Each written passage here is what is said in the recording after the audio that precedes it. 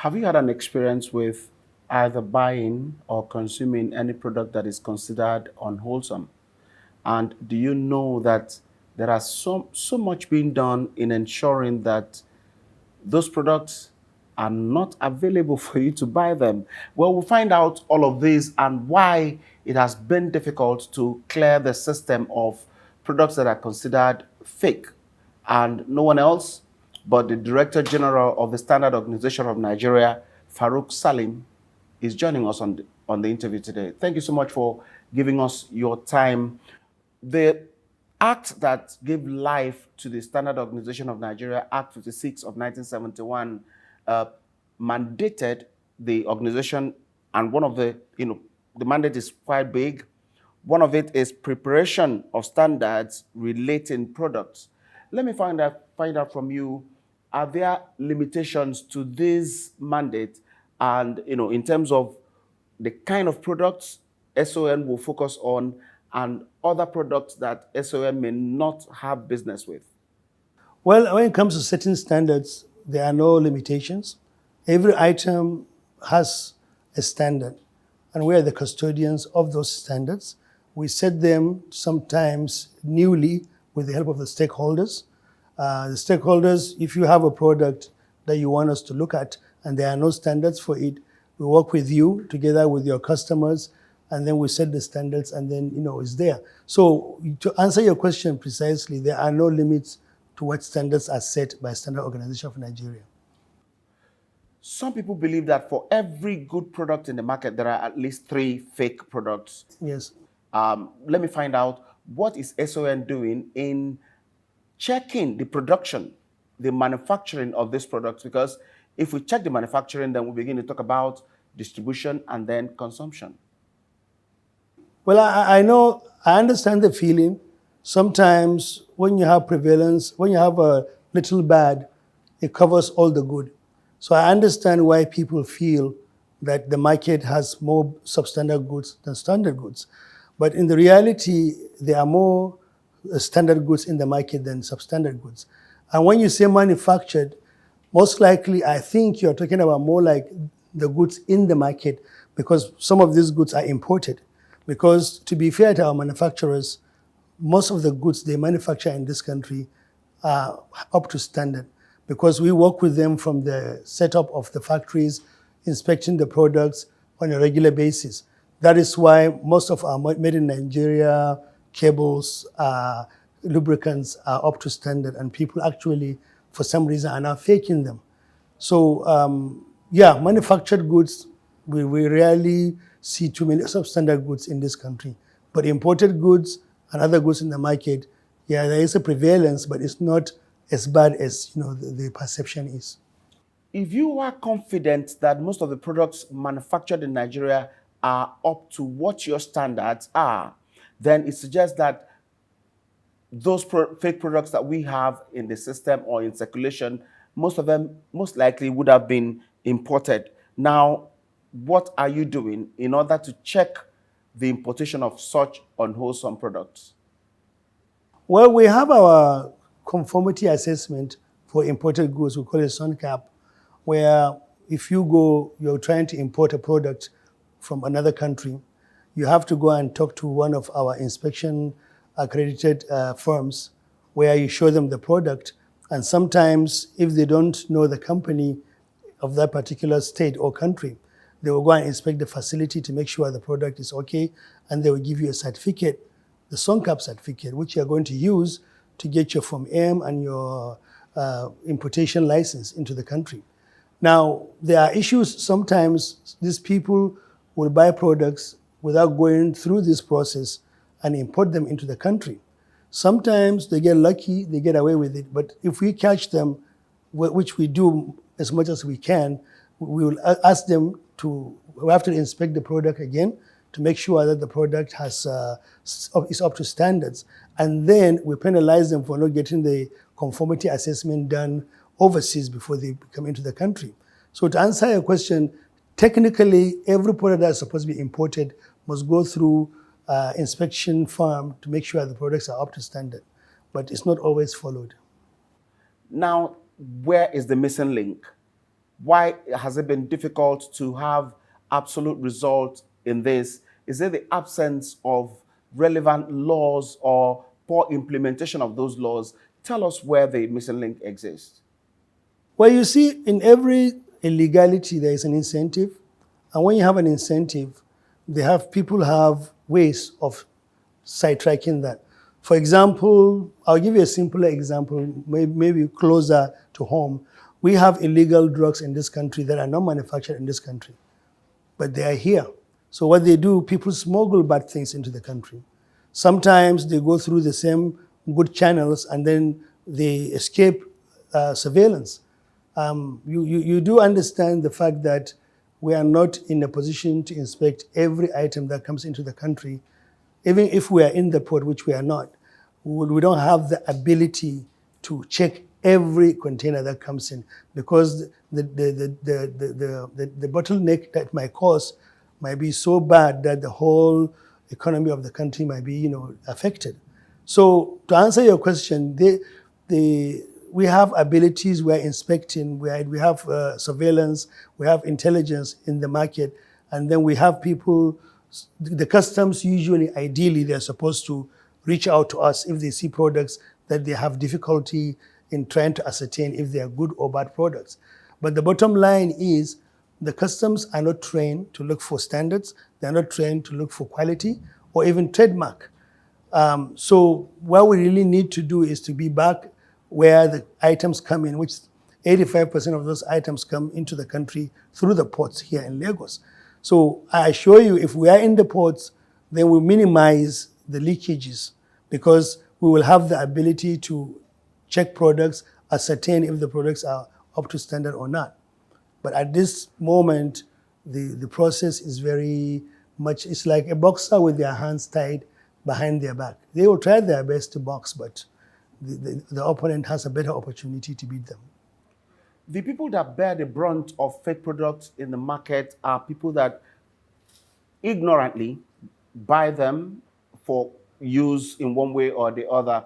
What does SON do, or what are you doing in helping them, those people that fall victim of fake products, in helping them get justice, when they need it?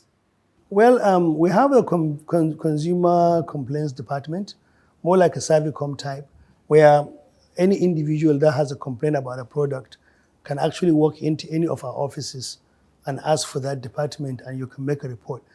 In certain cases, people don't have the time to go to any office. They have the website. We have our website, where on that website we have access numbers, we have emails of most of our senior staffs there. They can use that avenue too. We do have occasions where individuals actually come to us with receipts and products, and all they really want is for us to mediate between the seller and them to either get a better product or to replace their product. I'll give you an example. We'll have a contractor who will buy maybe 200 doors from a seller, and then he discovers the doors are below standard. So they will come in with their receipt. Because the items are so large, what will happen is we'll try to negotiate. First, we test the doors for the customer. If we confirm those doors are below standard, it's a straightforward item. First, we confiscate those if they are not going to be fixable, and then we make sure the person selling it now refunds the consumer his products. And then he can go and buy another one, or he can replace it with a product that is better quality. So we do have these mediations, we have reportings, we have intelligence report, because there are some things, for example, you may not have time to complain about it. Maybe you bought a cell phone charger for your daughter or something, and you plug it, it expires, it burns out. You can still report that item, because you're not going to spend all time trying to get a small item like that.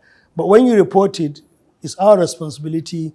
Our surveillance department now will go to the market with a receipt in their hand to figure out who has that product, where they get it from, who brought it into the country the first time, and then we can trace our way all the way back to the person who brought the bigger items. Then if they're still there in that person's warehouse, we confiscate it, and then we prosecute if we need to. In some occasions, we just penalize them. They pay money to TSA, and then they don't do it again. But if they are being difficult, we have occasions where we take them to court, and we have convictions once in a while in those places too. You talked about contractors and what they do. The latest story out there in the minds of everyone is the collapse of a 21-story building somewhere in Lagos, where over 40 people died in one incident. Have you been able to visit that place? If you have, what's your first impression? Yes, there may be need for further investigation before conclusive statements are made, but having been there, if you have, what is your first impression? When the tragedy happened, I was in a conference overseas. So I arrived back a couple of days back, and I went straight this morning to the site. It's a very tragic situation because there's two other buildings standing. Seemingly, they look normal.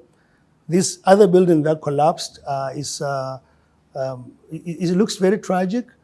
The items there are already standard organization employees from the day it happened we were allowed access to the site where we took samples of concrete, metal bars, all the things we require to figure out what we can do. But the good thing is the state government was very quick. They announced a committee to do the investigation, and they are doing their investigations, and the site is very active from the way I saw it this morning. When we have our results on our tests done, we are going to hand it over to the committee through the office of the governor so they can use that to do their, the decisions or whatever the committee is going to come out with. But it's a very tragic situation. And the point is, if the law that was already there was followed, this kind of things will be minimized. By law, the miscellaneous section 9 of the SON Act 2015, section 48, requires that any government procurement or any government contract, before they make the payment, after the job is done, they require SON certification to ascertain that the product or the facility, they used standard products in that contract.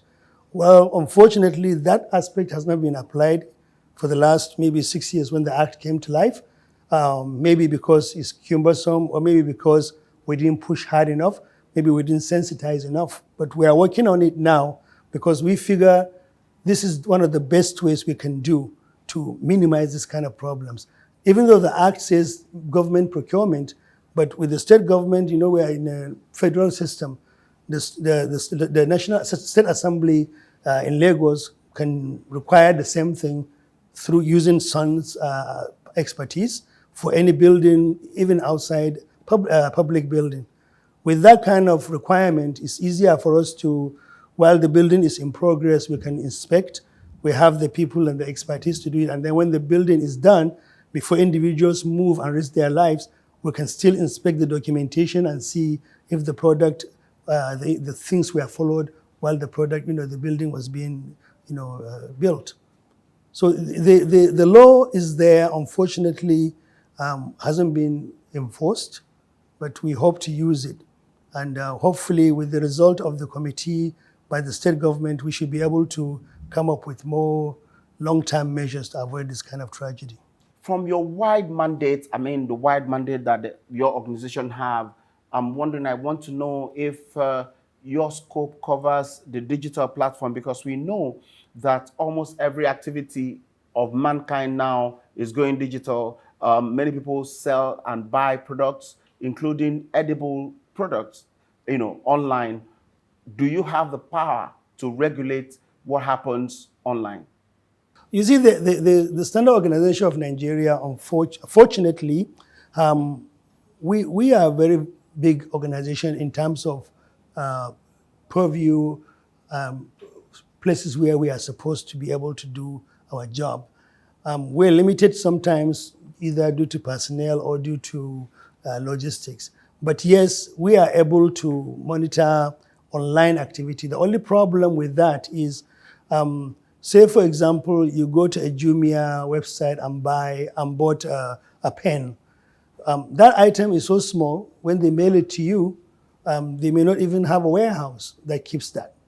But if it's like a big item, maybe a refrigerator or a TV, most likely there is a regional warehouse, and then we can actually go and inspect that regional warehouse to see the products being dispensed out to individuals are legitimate and they are up to standard.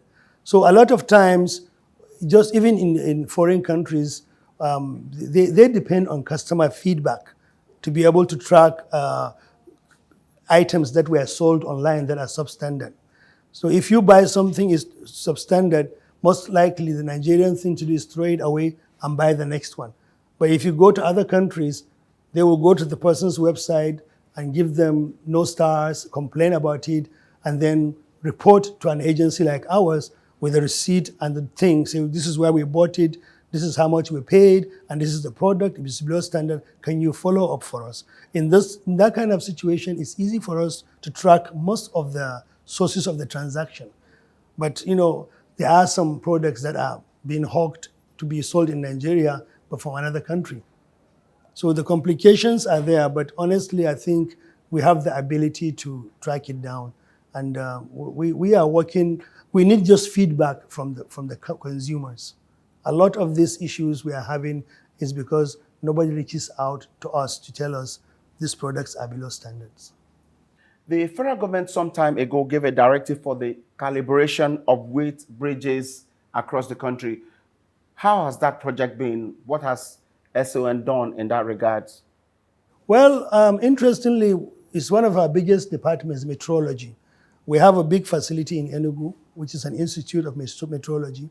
We have facilities, mobile facilities that can be anywhere in the country to calibrate those weight bridges and other items in industries. So we are doing that. Actually, we're doing a very good job of it. And it's very important because when you don't calibrate those weight bridges, you will not be able to protect our roads. And if our roads get any worse than what they are right now, more lives are going to be lost. So yes, SON is very active in those calibrations.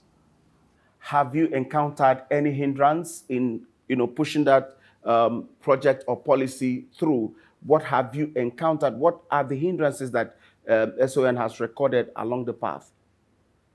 Well, the hindrances are, which I'm sure you know, there are very few weight bridges in the country right now, unlike before. So the weight bridges are not that many. We have the ability to calibrate any weight bridge that is available. We actually do a wonderful job in the private sector calibrating their factory items. So we have facilities, and we already have 3 more calibration trucks that we just bring into the country to assist with this process, where we have every section of the country zonally will have a truck ready to move on demand. So we are getting our logistics cleared, we are equipment ready, very advanced equipment we have right now in the system. And our institute actually will probably be ready full-time in the next 5 or 6 months, the Enugu Institute. And that is one of the most sophisticated facilities right now in the country doing metrology. So I'm very, very excited about the prospects. And what we need to do eventually is to continue letting people know what we can do for them. So that, for example, it's something as simple as a bag of rice. You buy a bag of rice, it says 50 kilograms. Maybe the mill has no intention to cheat you, but their weighing machines were not calibrated properly. So now you end up with 45 kilograms. Or on the other hand, the mill can be cheated because their machine is not weighing accurately, they give you 55 kilograms. That is another issue. Another more sophisticated risk and problem that can come is, for example, if you don't get your, say, cement factory calibrated properly. Now, full disclosure, most of the cement factories in this country use our calibrations, and most of their products, I mean, everything, we do a big business with the cement factories. We take our facilities to calibrate for them. But for argument's sake, for example, you're building a big building, and the factory, the setting they have for the bag of cement says 50 kilograms. But unfortunately, it is 45 kilos. You are the engineer in the site. All you know is, in your calculation, you need 10 50 kilograms cement together with X amount of sand to mix and get your concrete. So you're not going to any facility and put a scale and measure every cement bag you have. So this person goes in and put in the bags of cement, assuming they are exactly, accurately weighed. And then because of the off nature of what happens, 5 kilograms per bag, 10 bags, 50 kilograms off, there's concrete mix that is off. So that's a recipe for disaster. So that's the importance of these calibrations and why calibrations have to be done properly, both in the industry and in our roads. Even in advanced climb, where there is no penalty, it might be difficult to get people to play by the rule or to obey the rules and order. What has SON done? What is the penalty? How do you get people punished, particularly those that violate the rules, importers that import fake products, manufacturers that get involved, that circumvent the due process? What are your powers in terms of issuing penalties and getting people punished? You are very right. Every society, every system has to operate on consequences. And where there are no consequences, you're right, people abuse the system. Now, the Act 2015 has a lot of penalties set in, but being an act that is almost 7 years old now, some of those penalties they don't look too punitive. So what we are doing is, hopefully by next year, we are going to ask the National Assembly again to look at the Act. But this time around, we are going to have a more robust punitive system where even if the value of the money changes, it will continue being punitive. So we'll do it as a percentage of the good and everything. But for the meantime, the Act gives us a lot of flexibility right now. Say somebody is caught importing the wrong item. We still have the ability to ask him to pay extra fines to TSA, and we have the ability to confiscate that property, especially if the property cannot be salvaged. It's something that is totally bad, that there's no way you can salvage it. For example, if you bought this iPad and it doesn't have a proper labeling on it, it's easy for me to say, okay, sir, take it back to your shop and label it properly and bring it. Then you can sell it. But if it is already an item that is totally out of the question, we take those items. So sometimes, depending on how the interaction is with the perpetrator, the perpetrator can discover in some situations, I know I'm wrong, you can take all this, go and destroy it, I'm not going to give you a problem. In that situation, because he's going to go and import next time, so we find him, we take the products in front of him, destroy them, because we have occasions where we have to call the press to come in and see us destroy. But there are some times when the same person will say, no, I don't believe it's right. Go and test it. When we test it, we say it's wrong. No, I don't want to lose money. I'm not going to do it. So what happens in that situation, we'll go straight to court to get an injunction. The injunction is to control the goods in our hands until we get a judgment. And we have a big facility where we keep all those products. Then we go to court, and then even the case is over, the judge definitely is going to give punitive damages to the person. We have situations where actually people are locked up, and then we get permission from the judge now to destroy the offending item. So it's not robust, but it's still painful to the level where actually we are able to make people behave. From time to time, Nigerian products that are meant for export are rejected, by the countries that they were meant to be sent to.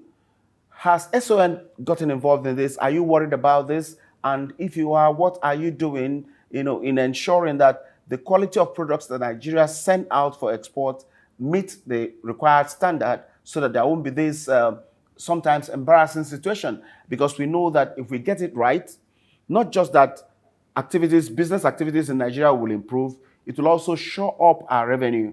Well, you see, in the Sun, we have the Department for Product Certification. And under that product certification, there is a product registration. In addition to that, we have an export desk, which is there for the use of people who are interested in exporting. You see, the biggest problem I think is happening is when somebody wants to export agricultural items, they are basically doing it based on potential profits. They have not done any homework to the arriving country. What is the requirement in that arriving country? Say you are exporting yams to London.